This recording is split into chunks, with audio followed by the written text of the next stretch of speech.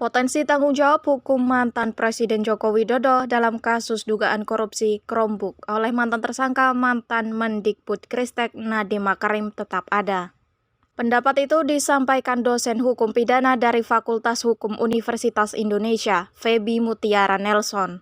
Dia menjelaskan aturan hukum pidana berlaku pada siapa saja tanpa terkecuali, termasuk presiden apabila terbukti terlibat secara aktif.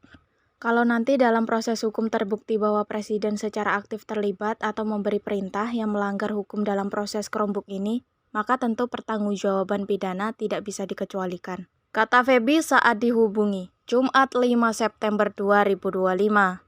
Ia menekankan prinsip dasar dalam hukum pidana mengatur setiap orang yang turut serta melakukan tindak pidana bisa dimintai pertanggungjawaban, terlepas dari jabatannya. Dalam prinsip hukum pidana, setiap orang yang melakukan atau turut serta melakukan perbuatan melawan hukum bisa dimintai pertanggungjawaban, tidak peduli pejabatnya, kecuali ada alasan pembenar atau alasan pemaaf, kata Feby. Dengan begitu, meski secara umum tanggung jawab hukum berada di level kementerian, Feby menilai tidak bisa menutup kemungkinan adanya konsekuensi hukum terhadap Jokowi jika bukti keterlibatan langsung ditemukan dalam penyidikan. Kejaksaan Agung telah menetapkan Nadiem Makarim sebagai tersangka dalam kasus dugaan korupsi pengadaan laptop Chromebook untuk program digitalisasi pendidikan tahun 2019-2022.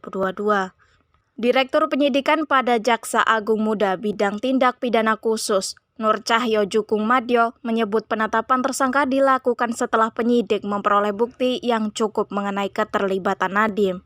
Usai ditetapkan sebagai tersangka, Nadiem langsung ditahan di Rumah Tahanan Salemba, Cabang Kejaksaan Negeri Jakarta Selatan. Ia akan mendekam selama 20 hari ke depan untuk kepentingan penyidikan.